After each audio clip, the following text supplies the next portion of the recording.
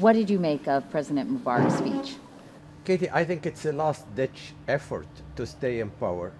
Despite the writing on the wall, despite every Egyptian made it loud and clear that he needs to go. That he lost the credibility, he lost confidence, he lost legitimacy. The country is in a state of siege, as you can see. It's everything is came completely grounded to a halt.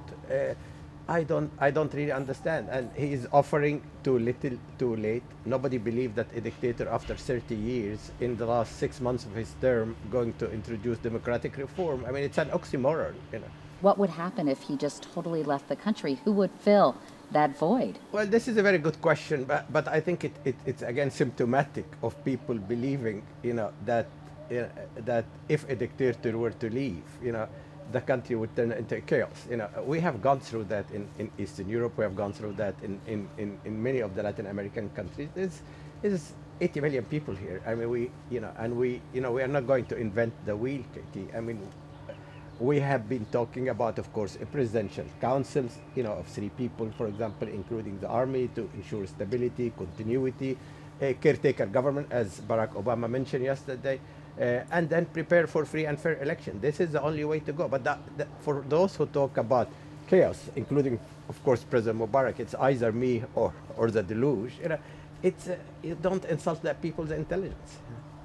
So it's a false choice. It's absolutely false choice, and he has been running on this false choice for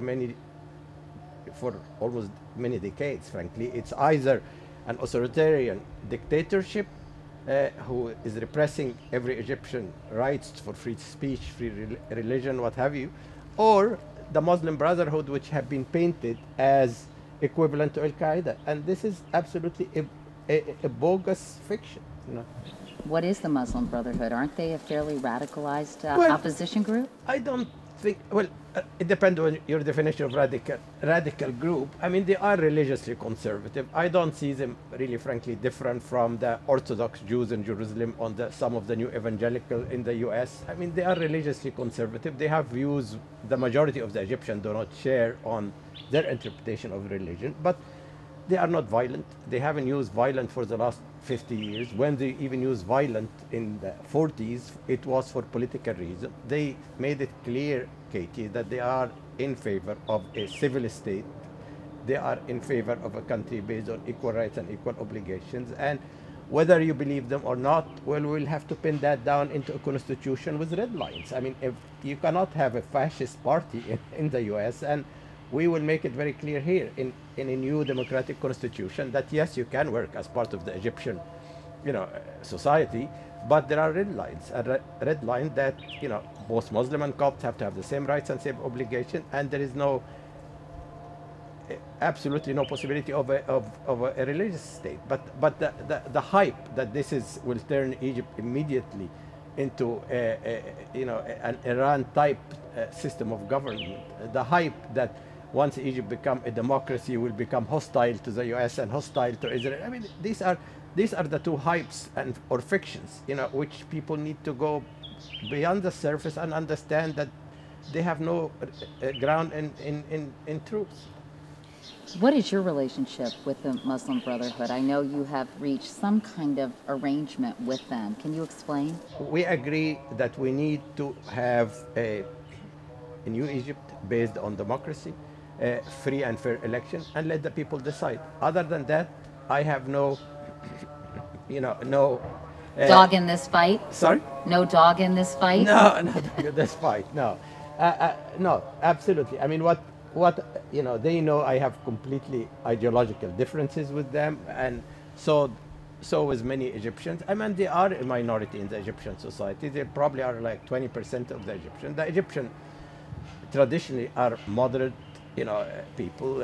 Take the religion as with many other countries in a very, moderate way. And you will have right, left, and center. Well, that is normal in any society. But to make them appear that this is, the beginning of the end, and that the Middle East will turn upside down, if Egypt turns democracy. I mean, there's two problems with that. One is that, you are losing every credibility here, as the US, as the West, because you cannot just talk the talk, but you have to walk the walk. And you cannot just say we support, rule of law, freedom, dignity, separation of power, human rights, and then don't act on it. Well, what can the U.S. do to help facilitate that other than saying, we hear you?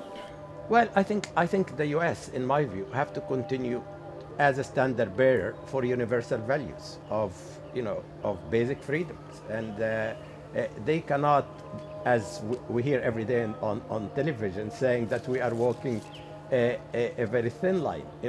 You cannot send a message that we still continue to provide life support to a dictator, against his people. I mean, you have to make it very clear that you are rooting for the people, that the dictator has to go. You are not the one responsible for him to go. It's our job here in Egypt. But you have to make it clear that you really mean what you say when you talk about democracy and human rights and what have you. Wouldn't there be ramifications for the United States, though, if it simply threw an ally of 30 years, Hosni Mubarak, under the bus? Well, I understand the dilemma. I understand that he has been a staunch ally of the U.S., but he's not the only friend of the U.S. in the Arab world. You have so many friends, provided that people perceive you as fair brokers, perceive you as really,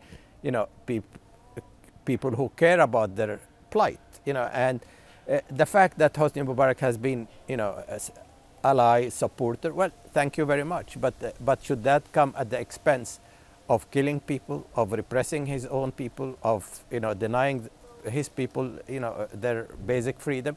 You can tell him, well, thank you, we appreciate what you have done, but now it's time to go, because you cannot just be a staunch ally, helping us with rendition and all sort of stuff which has nothing to do with human rights, or even to put it positively, helping us with peace process with Israel, helping to fight the war on terror, as you would like this to call it, but that should not give you a free license to smother 85 million people. And frankly, even if I go from in terms of realpolitik, Katie, peace in the region will not come into between a dictator and the U.S. Do you think Hosni Mubarak should have left? Should have announced last night, it's over, I'm leaving the country? I think so. I think it would have been more dignified for him. It would have been, yes, he has done, people, appreciate few of the things he has done. He has done a lot of awful stuff, but he has done some good stuff. And, well, it would have been much more dignified for him after 30 years to say, I'm 82 or 83, I'm ailing, I hear you, the people need change, I failed to deliver economically and socially, and I will give the opportunity for a new Egypt. But in this interim period, will the opposition be able to come to the table and start to negotiate something with the government? All of the opposition, without exception, agree on three things. One, Mubarak has to go. That is, it's almost an obsession now in Egypt, that any solution has to start after Mubarak leave the country or leave power. Secondly, that we will have to go through a transitional period. And I've been talking, to many people, including the U.S. administration, of my vision of how you do that. You could have a presidential council of 3 people, including the army included in that, to ensure smooth transition. Then you will have a caretaker government, which Barack Obama mentioned yesterday. And then we prepare the ground within a year or so for free and fair election, change the constitution, amend the constitution, ensure the guarantees for freedom of the press, access to the media, international observers.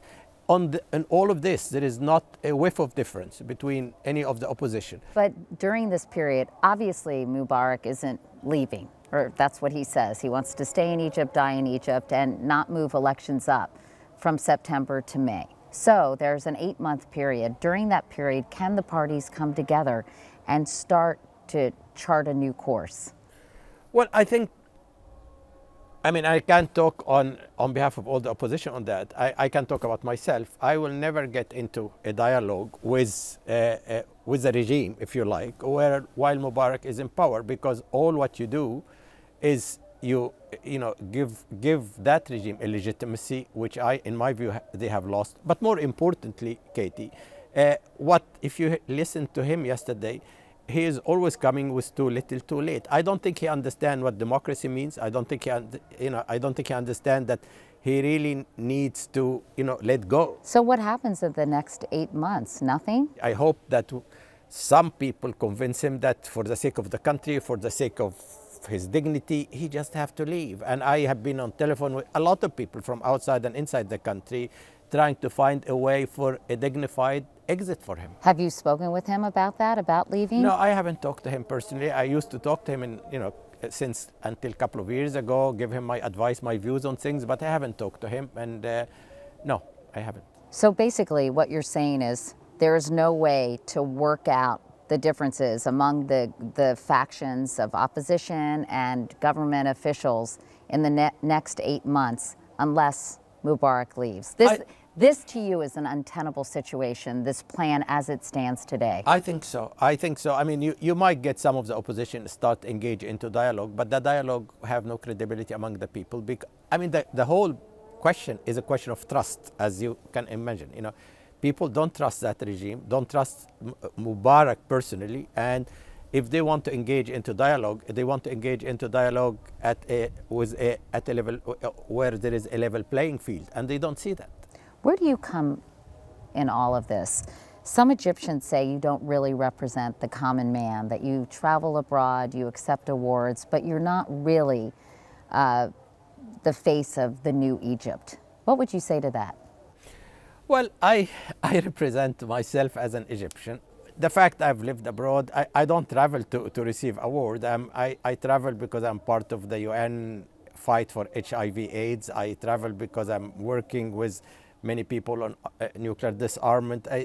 I'm traveling because I'm completing my book, which will come soon. So it is not that I'm traveling because I'm enjoying to travel. But the fact remains, since I came back in February last year until in 11 months, the country has completely changed. I mean, I don't want to say, I take credit for that, but I used a different narrative, which told the Egyptians, well, the status quo is not sustainable, that you need to fight for the right. My basic message yesterday and today is you people have to understand that you have the ultimate power and you can be in charge of your own destiny. Would you like to run for president?